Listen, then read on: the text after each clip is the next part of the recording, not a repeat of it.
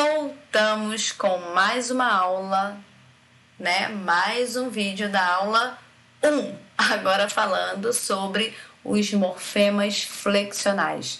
Estamos aqui falando de morfemas, que são aquelas unidades mínimas da palavra, aquela pecinha de Lego marota que a gente encaixa a outra pecinha de Lego formando palavras. Ok? Então, a gente já viu os afixos, a gente viu o radical, a gente viu o tema, a gente viu vogal temática e agora a gente vai ver os morfemas flexionais. O que vem a ser morfemas flexionais? Pois é, morfemas flexionais são aquelas pecinhas de Lego que sofrem alterações, tá? Então, lembram que eu falei para vocês na última aula, sobre a gente ter duas classificações, verbo e nome, tá? Sempre que eu disser nome, é tudo aquilo que não for verbo, ok? Então, quando a gente começa a falar dos morfemas flexionais, a gente chama, na verdade, esse morfema de desinência. Então, a gente tem dois tipos de desinência. As desinências que aparecem em nomes e as desinências que aparecem em verbos. Desinência de verbos, desinência verbal. Desinência de nome, desinência nominal. Então, vamos começar por essas desinências maravilhosas aqui, que são chamadas de nominais, tá? Observem a palavra meninos. Para a gente saber o radical da palavra meninos, a gente precisa formar palavras que tenham o mesmo sentido de menino. Então, meninice, meninão, menininho. E a gente percebe que o radical é menin, né? Até onde tem aí o N, que tá tudo pretinho aí. Menin é o radical. E aí aparecem duas coisinhas depois desse radical. Notem, cuidado para não confundir com o sufixo. O sufixo não recebe alteração, ele não é flexionado. As desinências são, tá? Então, o que acontece? Nesse nome aqui, o é uma desinência de gênero, porque ele pode ser flexionado para o masculino e para o feminino. Então, é uma desinência de gênero. No caso aqui, uma desinência de gênero masculino. Se fosse meninas, o A seria uma desinência de gênero feminino, ok? E a gente tem as desinências de número, que vai indicar se a palavra está no singular ou no plural. No caso, é mais de um menino, o S vem para indicar a questão de estar no plural. Então, o S é a minha desinência de número e o é a minha desinência de gênero. Precisam aparecer todas as desinências? Não. Se a palavra fosse só menino, não teria desinência de número, só teria desinência de gênero, ok? Aí a gente tem as desinências verbais. O que seriam essas desinências verbais? São as desinências que aparecem nos verbos, tá? Quais são elas?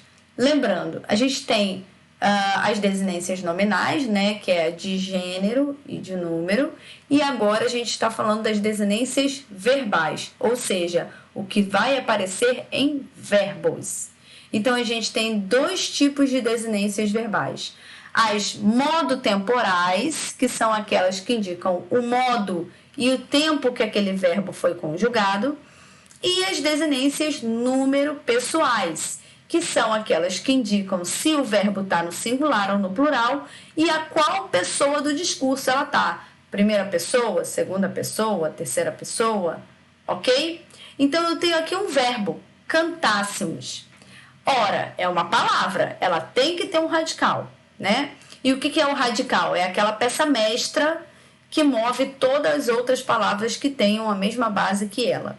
Então, o radical aqui no caso é cante. A gente pode falar cantei, cantar, cantarolar, né? Então, o cante é o radical. O A é a vogal temática, porque cantar é um verbo de primeira conjugação, ele tem como vogal temática o A. O tema vai ser canta.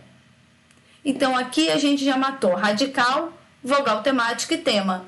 apareceram duas coisinhas depois. E é nisso que eu vou me fixar para saber se é desinência.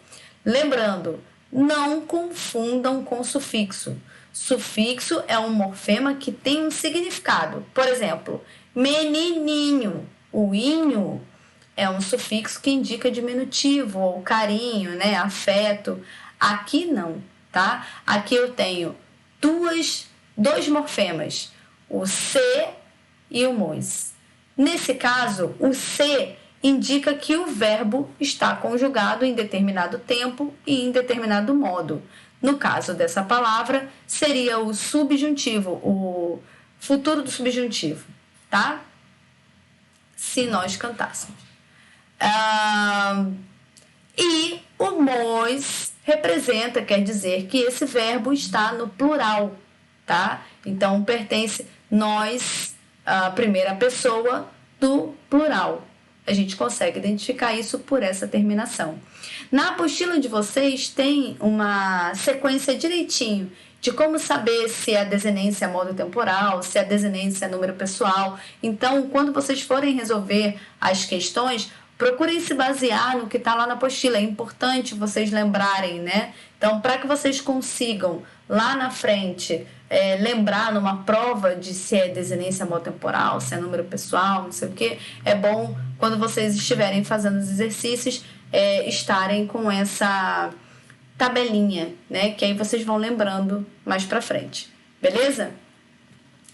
Outros morfemas flexionais são as desinências nominais, ou melhor, as desinências verbonominais. O que isso significa? Alguns verbos são verbos, claro, mas eles têm um valor de substantivo, de nome, na verdade, né? Que a gente está chamando de nome. Por quê?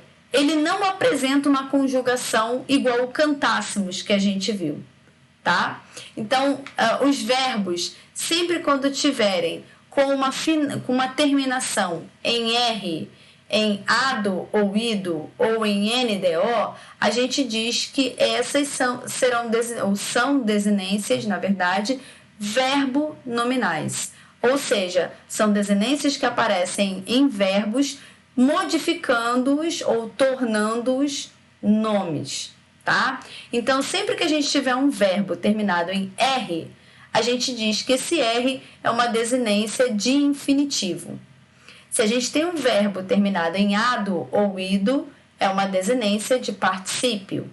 E em NDO é uma desinência de gerúndio. Por exemplo, o verbo cantar, que a gente estava usando anteriormente, né? Então, cantar já é um verbo que está no infinitivo. Então, o R é a desinência de infinitivo. Para eu passá-lo para o particípio, cantado, recebeu o ADO. E para ir para o gerúndio, eu posso falar cantando. Ele recebeu a terminação de desinência de gerúndio, tá? Muito cuidado com o particípio, porque desses três, ele é o único que aceita regularidades e irregularidades. Querem ver um exemplo? Como é que fica o verbo descobrir, né? Descobrir. Esse verbo no infinitivo, como é que fica? Descobrir, certo? E no particípio? Será que você falou descobrido? Talvez, né? Então, o verbo descobrir não pode receber a terminação ado ou ido, tá? Quando ele vai para o particípio. Então, eu não posso falar descobrido, nem descobrado, que não tem nem nada a ver, né? O descobrido a gente ainda dá uma chance. Mas o que acontece? Por que ele não pode ser descobrido? Porque esse verbo descobrir no particípio é irregular. Então, eu não falo descobrido, eu falo descoberto. Então, muita atenção com o particípio, pois há verbos que sofrem irregularidades quando ele vai para o particípio. Beleza? Muita atenção quanto a isso, pessoal. Então, andando mais um pouquinho, nós temos as vogais e consoantes de ligação. Para que elas servem? Para ligar. Mais nada, não tem muita função não, tá? Porque o que acontece? Quando a gente vai formar novas palavras, a gente precisa de uma liga, a gente precisa de uma junção, de algo que possa fazer com que sonoramente a palavra saia bonita, vamos assim dizer, né? Ou bem, soe bem, melhor dizendo. Então a gente tem a palavra chá e o sufixo eira. Para não ficar chaeira, a gente coloca uma letrinha aí, no caso uma consoante de ligação, para dar a liga na união dessas palavras.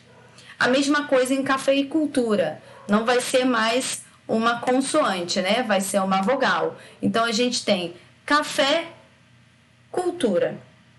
Para unir essa palavra em uma só, a gente pega uma vogalzinha, que a gente chama de vogal de ligação, para exatamente dar a liga nessas duas palavras e ficar sonoramente mais estética, mais bonita, tá? Isso é consoante de ligação. Beleza, gente? Ficamos por aqui. Teremos mais um vídeo na nossa aula, da nossa aula 1.